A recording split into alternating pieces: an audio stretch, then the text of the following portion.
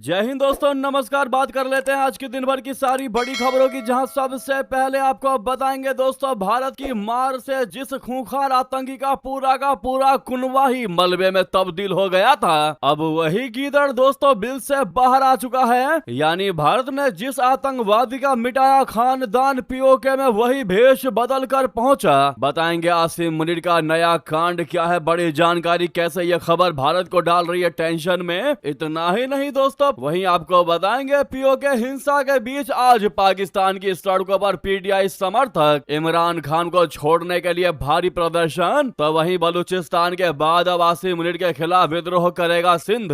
Pakistani expert ने दी है बड़ी चेतावनी, क्या है जानकारी दोस्तों, पीओके को लेकर आपको बताएंगे। वहीं बताएंगे पाकिस्तान ने भारत की तरफ मोड़ दिए चीन से लाए 250 तोपों के मुंह। इन तोपों को पाकिस्तान लेकर आया, कोई बात नहीं, लेकिन इनका मुंह दोस्तों, इनका डायरेक्शन भारत की तरफ कर दिया। बताएंगे बहुत बड़ी चौंकने वाली खबर। तो वहीं आखिर क्या करने जा रही हैं शेख हसीना, ऐसा कि घबरा गया बांग्लादेश। कैसे शेख हसीना की वापसी के ऐलान से डर गया तारिक रहमान। बांग्लादेश की पीएम ने दे दी चेतावनी, बगल में बैठे थे मोहम्मद यूनुस। दोस्तों क्या है जानकारी, एक से एक बेहतरीन से बेहतरीन अपडेट आपको बताएंगे। बस आप वीडियो के अंत तक बने रहिएगा। और खबरों में आगे बढ़ने से पहले मानते हैं जिस आतंकवादी का खानदान मिटाया, अब उसको भी मिटाने का समय आ चुका है। तो वीडियो को लाइक करके इस चैनल को सब्सक्राइब करके बेल आइकन दबा के कमेंट में जय हिंद कह दीजिएगा। बात करते हैं पहली सबसे बड़ी खबर की, जहां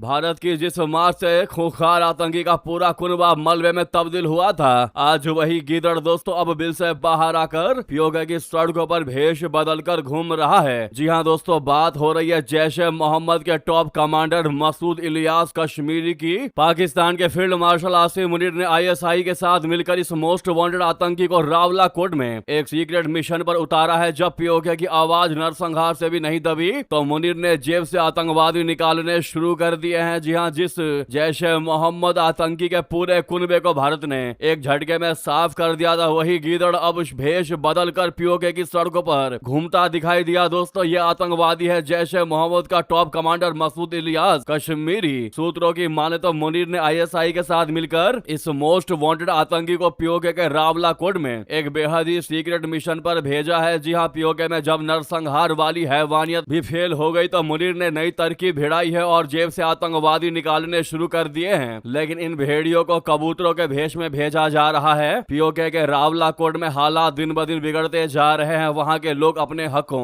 बुनियादी सहूलियतों और पाकिस्तानी प्रशासन के अत्याचारों के खिलाफ जम्मू कश्मीर अवामी एक्शन कमेटी यानी जाख के झंडे तले आर पार की लड़ाई लड़ रहे हैं। इस नागरिक आंदोलन से इस्लामाबाद और रावलापिंडी के हुक्मरानों की नींदें उड़ी हुई हैं। आंदोलन को दबाने के लिए आईएसआई ने एक शांति प्रतिनिधिमंडल का ड्रामा शुरू किया है। पीओके के लोगों से बात करने के लिए एक पीस डेलीगेशन भेजा गया है। दोस्तों सूत्रों का दावा है कि इस शांति वार्ता में जैश का most wanted commander Masood Ilyas Kashmiri भी चुपके से शामिल हुआ। अवामी एक्शन कमेटी के नेताओं के साथ मीटिंग के दौरान यह आतंकी लगातार कैमरों से बचता नजर आया। हालांकि इस पूरी घटना की वायरल क्लिप की आधिकारिक पुष्टि नहीं हुई है, लेकिन खुफिया एजेंसियों के इनपुट्स से साफ इशारा है कि जनरल मुनीर अब अपनी नाकामी छिपाने के लिए फिर से आतंकियों का सहारा ले रहे हैं।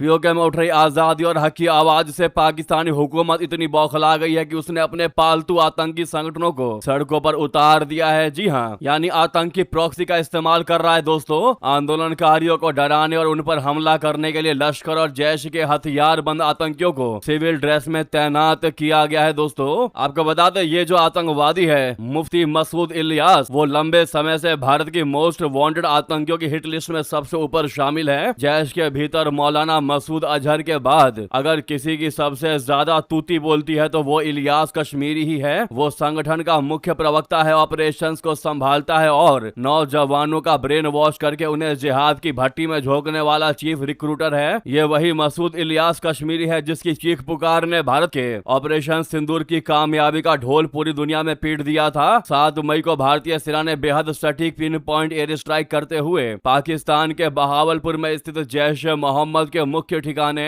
मरकज सुभान अल्लाह को पूरे तरीके से मलबे में तब्दील कर दिया था। उस वक्त पाकिस्तान सरकार और उसकी सेना यही झूठ बोल रही थी कि सब कुछ ठीक है और कुछ नुकसान नहीं हुआ। हालांकि बाद में जो जानकारी सामने आई वो तो आपके सामने है ही। ऐसे में आसिम मुनीर की यह बहुत बड़ी अब नई चाल है दोस्तों, इन आतंकवादियों को पीओके की जनता के बीच घुसाने की, ताकि इस आंदोलन को चुपचाप डर के माहौल में शांत करवाया जा सके। वहीं जब बात अब पीओके की हो ही रही है दोस्तों, तो आपको बता दें पीओके हिंसा के बीच आज पाकिस्तान की सड़कों पर पीटीआई समर्थक भी देखने को मिले।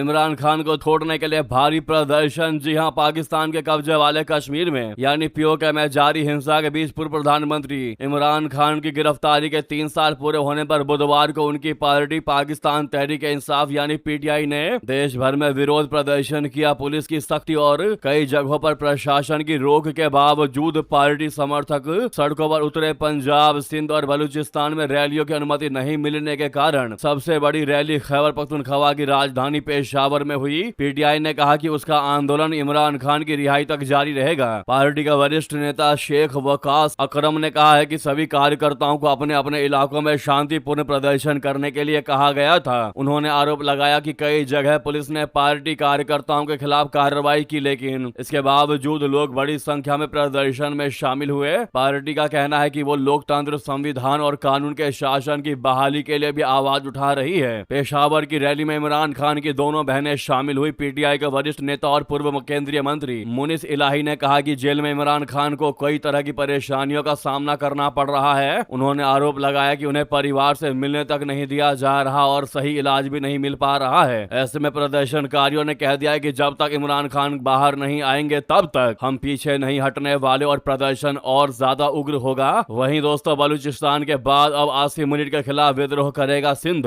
पाकिस्तानी एक्सपर्ट ने दी है ये भी बड़ी चेतावनी। जी हां दोस्तों, पाकिस्तान के पत्रकार नजम सेठी ने कहा है कि अगर आसिम मुनीर 3 हिस्से में बांटने का प्रयास करते हैं तो सिंध भी विद्रोह करेगा। उन्होंने एक टीवी शो में कहा है कि बलूचिस्तान, खैबर पख्तूनख्वा और पीओके में पहले से ही प्रदर्शन हो रहे हैं और अब सिंध भी विद्रोह कर देगा। दरअसल पाकिस्तान में नया बवाल सेना प्रमुख आसिम मुनीर के उस प्लान पर शुरू हुआ है जिसमें देश को 12 हिस्सों में बांटने का प्रस्ताव रखा गया है। पाकिस्तानी सेना देश में अलग अलग हिस्सों में फैले विद्रोह को कुचलने के लिए देश को 12 हिस्सों यानी हर एक प्रांत को 3 हिस्सों में बांटने की योजना पर काम कर रही है। इसका शहबाज शरीफ की पार्टी पीएमएलएन और बिलावल भुट्टो की पीपीपी पार्टी ने जबरदस्त विरोध करना शुरू कर दिया है। ऐसा होने से इन दोनों की पार्टियों का अस्तित्व ही खत्म हो जाएगा। बिलावल भुट्टो की पाकिस्तान पीपल्स पार्टी बोले तो ट्रिपल पी के महासचिव सैयद नैयर हुसैन बुखारी ने कहा है कि नए प्रांत बनाने का संवैधानिक अधिकार सिर्फ संसद के पास है। उन्होंने इस बात को खारिज कर दिया कि ऐसा फैसला कार्यकारी आदेशों के जरिए लिया जा सकता है। दोस्तों, वहीं आपको बता दें चौंका देने वाली बड़ी खबर, पाकिस्तान ने भारत की तरफ मोड़ दिए चीन से लाए 250 तोपों के मुंह। डिफेंस एक्सपर्ट्स ने कहा पीएलए की लैब बनी मुनीर की फौज, क्या 2 फ्रंट वॉर की है तैयारी। दोस्तों, पाकिस्तान ने भारत से सटे इलाकों में करीब 250 चीन में बनी SH-15 wheeled self propelled artillery gun यानी तोपें तैनात कर दी हैं, जिससे सीमा के पास उसकी लंबी दूरी तक मार करने की क्षमता काफी बढ़ गई है। SH-15 को चीन में PCL 181 के नाम से भी जाना जाता है। Defence analyst lieutenant colonel retired GS Sodhi ने इस तैनाती पर बात करी। उन्होंने बताया कि गुजरांवाला, सियालकोट और जलालपुर जट्टन में यह खास तौर पर तैनाती की गई है जो बेहद संवेदनशील इलाके हैं। सोडी ने कहा है कि पाकिस्तानी फील्ड मार्शल आसिम मुनीर की फौज दरअसल चीन की पीपुल्स लिबरेशन आर्मी बोले तो PLA के हथियारों के परीक्षण की लैब बन चुकी है। दोस्तों, टाइम्स ऑफ इंडिया और इंडिया टुडे की रिपोर्ट की अगर बात करें तो इनके मुताबिक इस्लामाबाद ने हैवी इंडस्ट्रीज टेक्सीला फैसिलिटी में इन गन को स्थानीय स्तर पर बनाने के लिए ट्रांसफर ऑफ टेक्नोलॉजी बोले तो TOT समझौता भी किया है। रिपोर्ट के मुताबिक ज्यादातर SH-15 गन भारत के सामने मौजूद पाकिस्तानी टुकड़ियों के साथ तैनात कर दी गई है। खासकर गुजरांवाला, सियालकोट और जलालपुर जट्टन में जो रणनीतिक रूप से अहम शकरगढ़ बल्ज के पीछे स्थित है। यह इलाका जम्मू के दक्षिण और अमृतसर के उत्तर में है और इसके पूर्व में पठानकोट है। दोस्तों, डिफेंस एनालिस्ट JS सोडी बताते हैं कि भारत की पाकिस्तान के साथ जितनी भी जंगें हुई हैं उनमें इन संवेदनशील जगहों का अहम योगदान रहा है, इसीलिए इन जगहों पर आमने सामने पाकिस्तान ने तोपें तैनात की हैं। यह पाकिस्तान के नापाक इरादों को दर्शाता है। इनके मुताबिक पाकिस्तान ने भारत के बॉर्डर के आसपास जो भी हथियार तैनात किए हैं वो ये दिखाता है कि पाकिस्तान और चीन भारत के खिलाफ टू फ्रंट वॉर छेड़ने के लिए बड़ी तैयारी कर रहे हैं। ये युद्ध 2030 के बाद कभी भी लड़ा जा सकता है, ये टाइम फ्रेम भी बताया है दोस्तों सोढ़ी ने। क्या है इस मुद्दे पर आपकी राय? अगर आप भी मानते हैं कि पाकिस्तान एक बार अटैक करके तो देखे उसका खचूमर ना बना दिया भारत ने, मानते हैं तो वीडियो को लाइक करिएगा दोस्तों। सामने लाइक का बटन, अभी तक लाइक के बटन को नहीं प्रेस किया है तो सेकंड भी नहीं लगना, जरूर दबा दीजिएगा। वहीं बता दें, शेख हसीना की वापसी के ऐलान से डरे तारिक रहमान। बांग्लादेशी पीएम ने दे दी चेतावनी जब बगल में बैठे थे मोहम्मद यूनुस। जी हां, बांग्लादेश के प्रधानमंत्री तारिक रहमान ने बुधवार को चेतावनी दी है कि फांसीवाद राज के बाद बांग्लादेश में बेवजह विवाद और अस्थिरता पैदा करने का प्रयास किया जा रहा है और अनजाने में ही सत्ता से बेदखल की गई तानाशाही ताकतों की वापसी का रास्ता साफ कर सकती है। दोस्तों, उन्होंने सभी से ऐसे कामों के नतीजों पर गंभीरता से सोचने का आग्रह किया है। उनका यह बयान उस वक्त आया है जब शेख हसीना आज कुछ घंटों में प्रेस कॉन्फ्रेंस करने वाली हैं। इस दौरान वो बांग्लादेश वापसी की घोषणा भी करने जा रही हैं। दोस्तों, तारिक रहमान ने ढाका में कहा कि मैं आज लोगों का ध्यान एक मुद्दे की ओर दिलाना चाहता हूं। फांसीवाद से मुक्त हुए बांग्लादेश में कुछ लोग बेवजह के मुद्दे खड़े करके देश को अस्थिर करने का प्रयास कर रहे हैं। हमें इस बात पर विचार करना होगा कि क्या ऐसे काम जानबूझकर या अनजाने में उन तानाशाही ताकतों की वापसी में मदद कर रहे हैं जिन्हें हराया गया, सत्ता से हटाया गया और जो भाग गई थी। तारिक रहमान ने यह बातें ढाका के शेर बांग्ला नगर में जुलाई मास अपराइजिंग डे के मौके पर जुलाई मास अपराइजिंग मेमोरियल म्यूजियम का उद्घाटन करने के बाद जुलाई 36 नाम की चर्चा को संबोधित करते हुए कही। तारिक रहमान ने सुबह करीब 9 बजे जातीय संसद भवन के उत्तरी हिस्से में स्थित गणो भवन, बोले तो पूर्व प्रधानमंत्री का आवास, उसमें जुलाई जन विद्रोह स्मारक संग्रहालय का औपचारिक उद्घाटन किया, जहां पर उन्होंने यह बयान दिया। दोस्तों, वहीं बता दें, अमेरिका में भारत की आजादी का सम्मान 2 और राज्यों ने 15 अगस्त को लेकर किया बड़ा ऐलान। क्या है जानकारी? दरअसल मैसाचुसेट्स की गवर्नर मौरा हेली ने राज्य के विकास में भारतीय समुदाय के योगदान को मान्यता देते हुए 15 अगस्त को इंडिया डे घोषित किया है और राज्य के निवासियों से इस अवसर के आयोजन में उत्साह पूर्वक भाग लेने का आह्वान किया। 1 अगस्त को जारी सरकारी आदेश में गवर्नर ने यह भी कहा है कि सामुदायिक संगठनों और सामाजिक कार्यकर्ताओं ने अपने वार्षिक स्वतंत्रता दिवस समारोह तथा सामुदायिक सेवा गतिविधियों के माध्यम से नागरिक भागीदारी, सांस्कृतिक आदान प्रदान और आपसी समझ को बढ़ावा देने में महत्वपूर्ण भूमिका निभाई है। इसी तरह की घोषणा बोस्टन की मेयर मिशेल वू ने भी की है। उन्होंने भी 15 अगस्त को इंडिया डे घोषित किया है। उन्होंने बोस्टन में भारतीय वाणिज्य दूतावास के नए कार्यालय के उद्घाटन का स्वागत किया और सेल बोस्टन 250 कार्यक्रम में भारतीय नौसैनिक पोत INS सुदर्शनी के आगमन पर भी प्रसन्नता व्यक्त की। मैसाचुसेट्स की गवर्नर द्वारा जारी सरकारी आदेश में कहा गया है कि 15 अगस्त 2026 को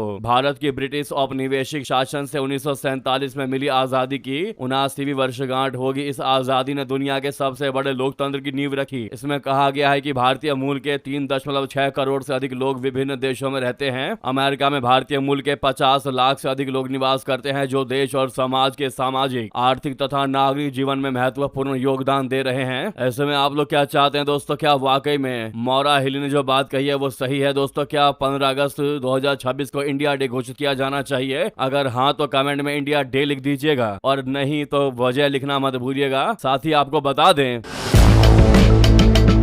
अमेरिकी सांसद ने FCRA बिल को लेकर ऐसा क्यों कहा कि बिगड़ जाएंगे भारत अमेरिका के बीच रिश्ते, दे दी बड़ी चेतावनी। दोस्तों, अमेरिकी सांसद ने विदेशी अंशदान विनियमन यानी अधिनियम FCRA में भारत के प्रस्तावित बदलावों पर चिंता जताई। उन्होंने चेतावनी दी है कि इन बदलावों से भारत और अमेरिका के बीच आपसी रिश्ते प्रभावित हो सकते हैं। अमेरिकी सांसद राइली मूर ने कहा है कि प्रस्तावित FCRA बदलाव जो NGOs, ट्रस्ट, एजुकेशनल इंस्टीट्यूशन और धार्मिक संगठनों को मिलने वाले विदेशी डोनेशन से जुड़े हैं, भारत सरकार को चर्च और धार्मिक चैरिटी पर कब्जा करने की इजाजत दे सकते हैं। भारत सरकार के कदम को ईसाइयों पर साफ हमला बताते हुए अमेरिकी सांसद मूर ने कहा है कि अगर इसे मौजूदा रूप में पास किया गया तो यह भारत अमेरिकी रिश्तों में एक बहुत बड़ी चिंता बन जाएगा। वेस्ट वर्जीनिया के रिपब्लिकन मूर ने एक्स पर पोस्ट करते हुए कहा कि ईसाई तब से भारत में है जब सेंट थॉमस दी अपोस्टल हमारे प्रभु यीशु मसीह के दोबारा जिंदा होने के कुछ दशक बाद मालाबार कोस्ट गए थे, लेकिन इस लंबे ईसाई इतिहास के बावजूद भारत की संसद चर्चों और धार्मिक चैरिटी पर सरकारी कब्जा करने की इजाजत देने के लिए फॉरेन कंट्रीब्यूशन रेगुलेशन अमेंडमेंट यानी FCRA नियमों में बदलाव करने पर विचार कर रही है। यह ईसाइयों के खिलाफ एक साफ हमला है। अगर यह बिल इसी तरह आगे बढ़ता है तो यह भारत के साथ हमारे आपसी रिश्तों में एक बड़ी चिंता की बात होगी। इस पर आप क्या कहना चाहेंगे दोस्तों, जरूर कमेंट करके बताइएगा। साथ में आप सभी से रिक्वेस्ट है, जहां पर भी आपका ग्रुप हो व्हाट्सएप फेसबुक एक्स पर वीडियो को शेयर करना बिल्कुल मत भूलिएगा। लगे हाथ तो इस वीडियो को लाइक करके चैनल को सब्सक्राइब करके बेल आइकन दबा के कमेंट में जय हिंद अवश्य कह दीजिएगा। मिलते हैं आप अगली बड़ी खबर में। यहां तक बने रहने के लिए आप सभी का बहुत बहुत धन्यवाद, बहुत बहुत आभार। जय हिंद, जय भारत।